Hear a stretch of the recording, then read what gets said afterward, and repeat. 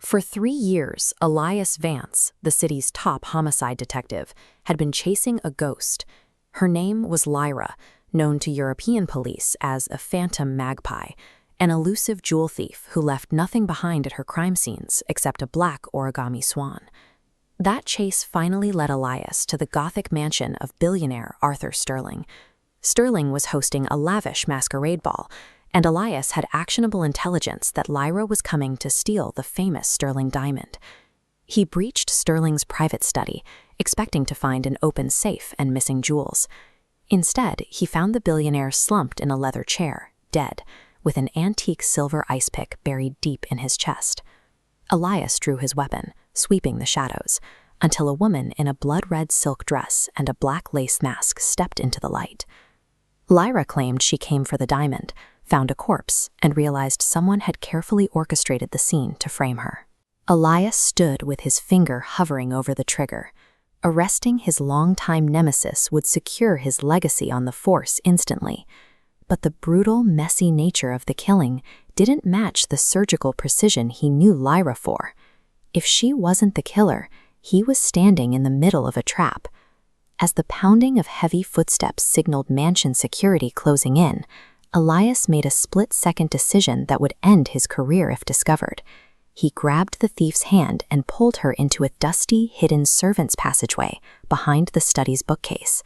For 2 hours, the detective and the thief navigated the dark, claustrophobic walls of the estate. Pressed shoulder to shoulder in the narrow gaps, the sharp lines between law and crime began to blur against the immediate physical reality of their proximity. Lyra led him to the wall safe she had cracked earlier. The Sterling diamond was gone. In its place sat the very object Elias had spent years tracking, a black origami swan. But look closely at this swan. The paper wings are folded backward, forcing the creases to bend against the natural grain of the paper. It defied the precise traditional Japanese folding pattern Lyra always used. It was a counterfeit.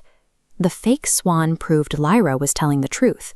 The killer knew the phantom magpie was targeting the mansion tonight, and they engineered the billionaire's assassination specifically so the city's most infamous thief would take the fall, slipping out through the wine cellar just as the police breached the study. Escaping the estate, Elias drove Lyra through the dark, rain-slicked city streets in his unmarked vintage sports car.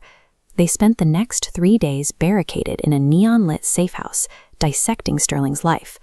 Elias provided the cold, calculating logic of a seasoned investigator, while Lyra offered the brilliant, lawless intuition of a criminal mastermind. They covered each other's blind spots perfectly.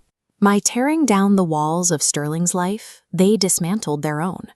The endless cat-and-mouse game evaporated, replaced by a genuine romantic bond that immediately became the most dangerous liability for both of their survival. The peace didn't last.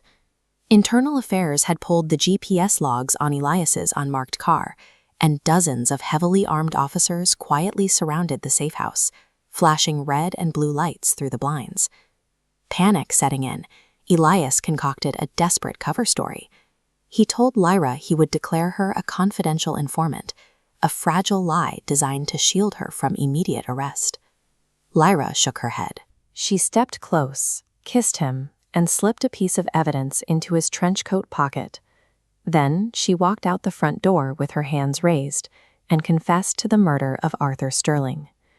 By taking the fall, Lyra absorbed the entire weight of the investigation. Her calculated surrender kept Elias completely clear of suspicion, protecting his life and preserving his spotless reputation within the department. With Lyra locked in a maximum security prison awaiting trial, Elias was publicly hailed as a hero.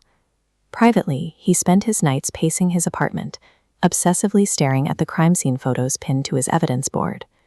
At 3 a.m., a specific detail finally registered. Elias looked at the torn fabric of Sterling's shirt where the silver ice pick entered his chest and noted what was missing from the surrounding area. This schematic shows why the photo felt wrong. Puncturing a functioning circulatory system causes the beating heart to force blood out. But Sterling showed zero blood pooling. The autopsy confirmed his heart stopped pumping before the blade pierced his skin. No pressure left. The brutal stabbing was a post-mortem theatrical distraction. The murderer stabbed a man who was already dead, deliberately shifting the police investigation away from a covert poisoning and toward a violent physical altercation. The toxicology report revealed the actual cause of death, a rare, untraceable digitalis extract that triggers sudden, fatal cardiac arrest within minutes of ingestion. The poison wasn't mixed into the catering. The lab found microscopic traces of the digitalis extract painted directly onto the rim of Sterling's shattered crystal champagne glass. Elias pulled the masquerade security footage and tracked the movement of that specific glass. Only one person handed Arthur Sterling a drink that entire evening: his own daughter. Elias dug into her financial records and found millions in gambling debts owed to offshore syndicates. By killing her father for the inheritance and stealing her own family's diamond to settle the debt, she had attempted to use Lyra's infamy as a permanent smokescreen for her own financial collapse. Elias secured a full confession from the daughter and recovered the diamond. But while the murder was solved, the bureaucratic machinery of the justice system kept turning. Lyra was still a wanted jewel thief, and her scheduled transport to a federal penitentiary proceeded as planned. That night, thick fog rolled over a desolate bridge as an armored prison transport van blew out its tires. When the guards scrambled out, they found the back doors ripped off their hinges and Elias standing in the smoke, his detective badge nowhere to be seen. He tossed Lyra the keys to his vintage sports car.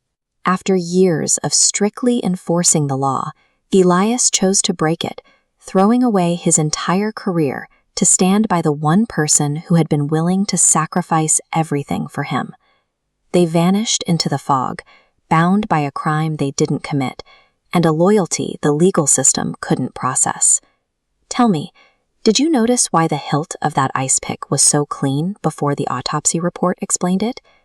If you love dissecting criminal masterminds, uncovering hidden forensic clues, and unraveling twists that reward a sharp eye, you are in the right place. Hit that subscribe button and join our community of sleuths. We drop new, original crime stories every week, and the next mystery is our darkest one yet.